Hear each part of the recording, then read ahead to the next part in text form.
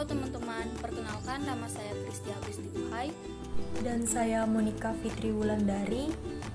Di sini kami akan membahas tentang pemanfaatan kalakai atau Stenocalaena palustris dari ekosistem rawa gambut sebagai obat penambah darah oleh masyarakat Dayak Kalimantan Tengah. Baiklah, seperti yang kita ketahui bersama bahwa Kalimantan Tengah merupakan salah satu wilayah yang memiliki keberagaman jenis flora maupun fauna. Dengan keberagaman jenis flora maupun fauna tersebut sudah menjadi hal yang tidak dapat dipisahkan lagi dari kehidupan masyarakat, khususnya masyarakat Dayak Kalimantan Tengah. Salah satu jenis flora yang umum di telinga masyarakat Kalimantan Tengah adalah Stenocalaena palustris atau dalam bahasa Dayaknya disebut dengan tumbuhan kalakai.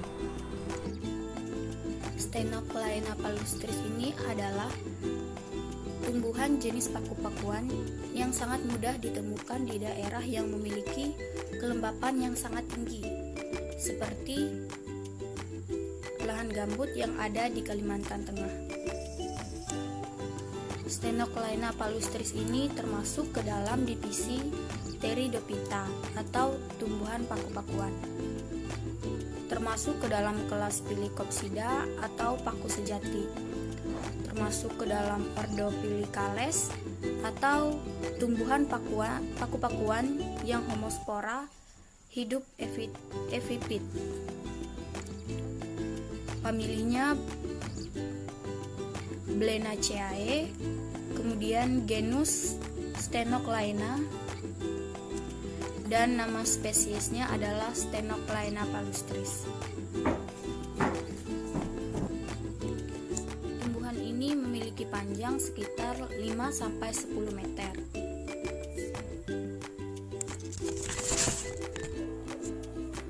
Akar rimpang memanjat tinggi serta kuat, pipi persegi dan bersisik, biasanya dengan tubas yang merayap. Tumbuhnya secara epifit dengan akar utama berada di tanah. Tangkai daun berukuran 10-20 cm. Daun menyirip tunggal 1,5-4 cm, berbentuk lanset, ujung daun meruncing, tepi daunnya bergerigi, pangkal daun membulat, mengkilap, daun berwarna merah muda atau merah keunguan, dan juga ada yang berwarna putih. Anak daunnya banyak, bertekstur lembut dan tipis. Semakin dewasa daun, maka akan mengalami perubahan menjadi berwarna hijau dan keras.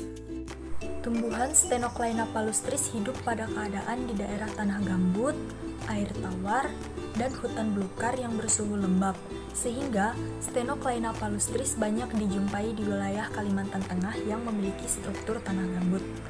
Habitat tumbuhan Stenocalaena sendiri ini memang di daerah yang basah dan tergenang. Tumbuhan ini cukup mudah berkembang dan dapat menutupi area yang cukup luas. Stenocalaena palustris menyebar dengan menggunakan tunas dan sulur serta spora. Nah, tumbuhan Stenocalaena palustris yang merupakan tumbuhan paku dalam perkembangbiakannya dapat bereproduksi secara seksual atau yang disebut dengan vegetatif, dan reproduksi seksual atau yang disebut dengan generatif. Reproduksi seksual dan aseksual ini terjadi pada satu individu secara bergantian pada pergiliran keturunan yang disebut dengan metagenesis. Reproduksi seksual atau generatif terjadi dengan peluburan fertilisasi sel sperma dan sel ovum, sedangkan reproduksi aseksual terjadi dengan pembentukan spora. Reproduksi pada tumbuhan paku menunjukkan adanya pergiliran antara generasi gametofit dan generasi sporofit. Adapun faktor yang mempengaruhi pertumbuhan Stenocalaena palustris ini adalah faktor klimatik, yaitu faktor yang dipengaruhi oleh suhu udara, kelembapan udara, angin, curah hujan, dan intensitas cahaya. Kemudian, ada beberapa hubungan Stenocalaena palustris dengan manusia dan pemanfaatannya. Yang pertama adalah hubungan Stenocalaena palustris dengan masyarakat Dayak Kalimantan Tengah. Tumbuhan Stenoclaina palustris atau dalam bahasa Dayak Ngaju yang disebut dengan kalakai merupakan salah satu sayuran tradisional khas Kalimantan Tengah yang biasanya dikonsumsi dalam bentuk sayur. Kalakai merupakan salah satu obat bagi masyarakat Kalimantan Tengah, yaitu sebagai obat tradisional penambah darah untuk wanita yang sedang menyusui atau yang baru melahirkan.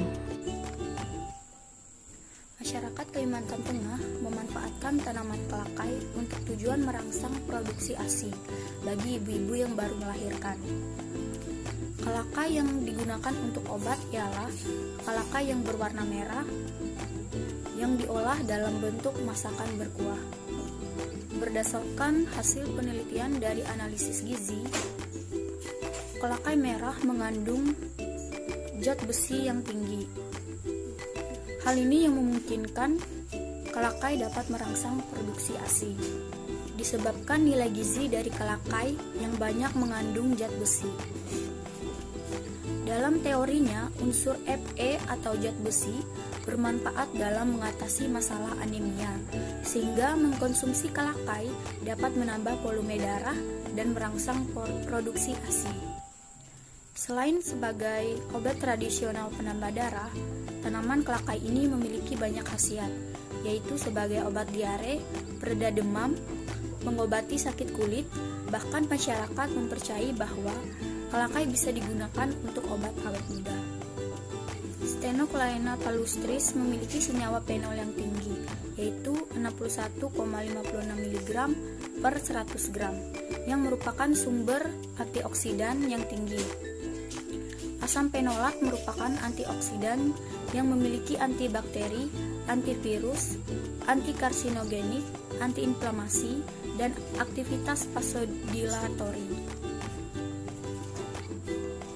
Penyakit anemia adalah suatu kondisi medis di mana kadar hemoglobin kurang dari normal, di mana kadar Hb normal pada wanita adalah 12 gram per desiliter darah.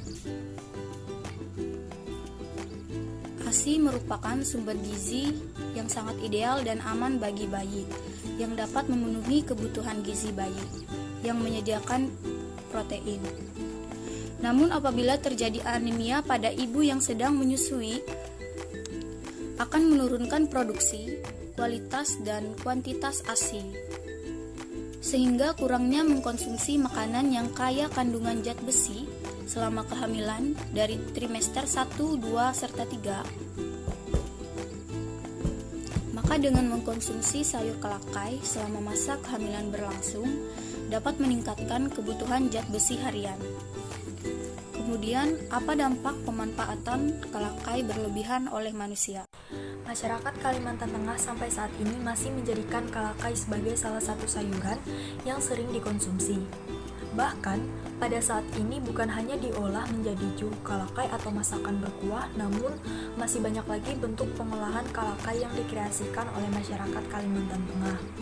Bentuk produk olahan kalakai oleh masyarakat Kalimantan Tengah bisa diolah menjadi sayur oseng kalakai, keripik kalakai, peyek kalakai, stik kalakai, dan lain-lain yang berbahan dasar tumbuhan kalakai itu sendiri.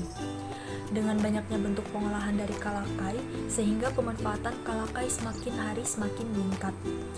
Pemanfaatan yang meningkat tidak akan membuat populasi kalakai terancam punah. Seperti yang diketahui, bahwa habitat kalakai mencakup wilayah yang luas dan kalakai sangat mudah tumbuh kembali walaupun dipanen dan dimanfaatkan dengan cukup banyak.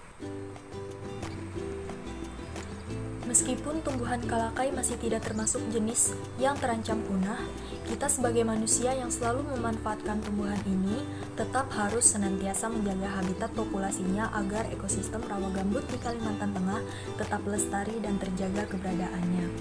Sebab, manusia masih sangat tergantung pada potensi alam yang dimiliki. Jika alam rusak, manusia pun turut kesulitan untuk bertahan hidup.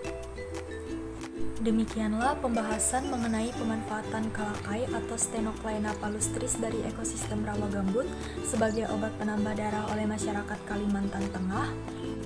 Jika ada yang kurang jelas atau ada yang ingin ditanyakan, silakan isi kolom komentar di bawah yang telah disediakan. Sampai di sini dulu pembahasan kami. Terima kasih telah menyimak video ini. Semoga bermanfaat.